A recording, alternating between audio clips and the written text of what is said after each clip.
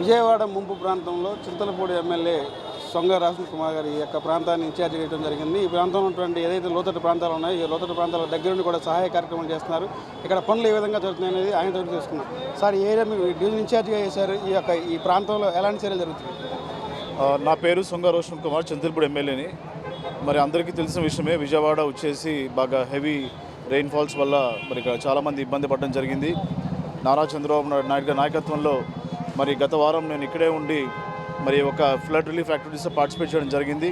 మరి ఇంత తక్కువ టైంలో విజయవాడని మళ్ళీ రిస్టోర్ చేసి ప్రజలకి మరి లైఫ్ నార్మల్సీ తీసుకొచ్చిన ఘనత ఓన్లీ నారా చంద్రబాబు నాయుడుకి దక్కుతుంది.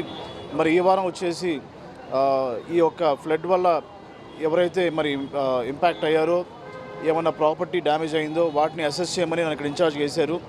ఇక్కడ ఐఏఎస్ని, తర్వాత ఎంఆర్ఓస్ని, అలాగే సెక్రటరీ ఎంప్లాయీస్ని అందరితో కలిపి మరి ఇక్కడ మేము కూడా ఉండి ఇక్కడ టెంట్ వేసుకొని ఇక్కడే ఉండి ఇంటింటికి వెళ్ళి ప్రాపర్టీ డ్యామేజ్ అసెస్మెంట్ అలాగే హెల్త్ అసెస్మెంట్ కూడా చేస్తున్నాం మేము.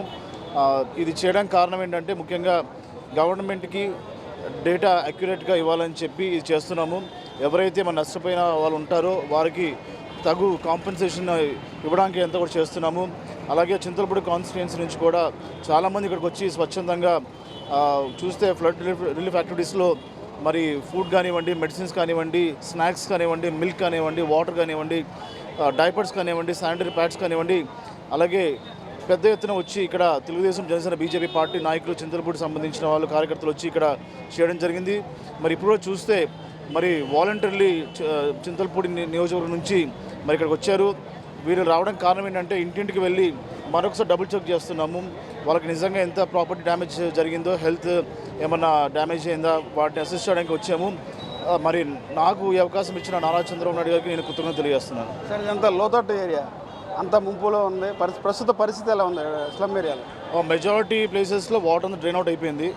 ఎక్కడో కొన్ని ఏరియాస్ ఉన్నాయి, అది కూడా మరి మీరు చూస్తే మున్సిపాలిటీ వర్కర్స్ అందరూ కూడా ఫైర్ డిపార్ట్మెంట్ వచ్చి అంతా కూడా క్లీన్ చేస్తున్నారు. ఐ థింక్ ఒక 1 or 2 daysలో మొత్తం అంతా కూడా వాటర్ డ్రైన్ అవుట్ అవుతుంది.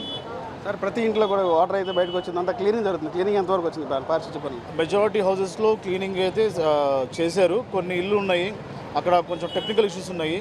ఇందాకే నేను ఇక్కడ వెళ్ళి విజిట్ చేసినప్పుడు మరి అక్కడ ఉన్న మోటార్ పైప్ ఏది ఉందో ఆ సైజు సరిపోదని చెప్పి అది వేరే తీసుకోవాలని చెప్పారు. ఆ విషయంలో కూడా ఇక్కడ శానిటరీ ఇన్స్పెక్టర్ వర్కౌట్ చేస్తున్నాము. అది కన్సర్న్ డిపార్ట్మెంట్స్ కూడా మేము చెప్పడం జరిగింది. సరే, ముంపు కారణానికి, విజయవాడ ముంపు కారణానికి చంద్రబాబు కారణం అని చెప్పి జగన్మోహన్ రెడ్డి పదే చెప్తారు. ఏం చెప్పారు దీని గురించి? ఎవరు కూడా కావాలని ముంపు క్రియేట్ చేయరు కదా, ఇదంతా రాజకీయంగా చేస్తున్న కామెంట్స్. కానీ అది ఎవరు సీరియస్ తీసుకోవట్లేదు. ప్రజలకు అర్థమైంది మరి బుడమేరికి గేట్స్ ఉంటాయి లేదనే విషయం. మరి ఆయన బయటపడ్డారు కాబట్టి ఏం చెప్పాలి, ఏం చేయాలో తెలియక కన్ఫ్యూజన్లో ఉన్నారు వైసీపీ ప్రభుత్వం. ఇంకెన్ని రోజుల్లో మొత్తం పూర్తిగా మామూలు స్థాయికి వచ్చేస్తారు. ఇప్పుడు చూస్తే నార్మల్సీకి వచ్చింది ఆల్మోస్ట్. ఇప్పుడు ఏంటంటే మనము చేసేది ప్రాపర్టీ డ్యామేజ్ అసెస్మెంట్ చేస్తున్నాము. అది చేసిన తర్వాత గవర్నమెంట్ డిసిజన్ తీసుకుంటుంది మరి కాంపెన్సేషన్ ఎంత ఇవ్వాలి, ఎవరికి ఇవ్వాలనేది. తప్పకుండా నాకు తెలిసి ఇంకా నెక్స్ట్ వీక్కి యథావిధిగా ఉంటుంది లైఫ్.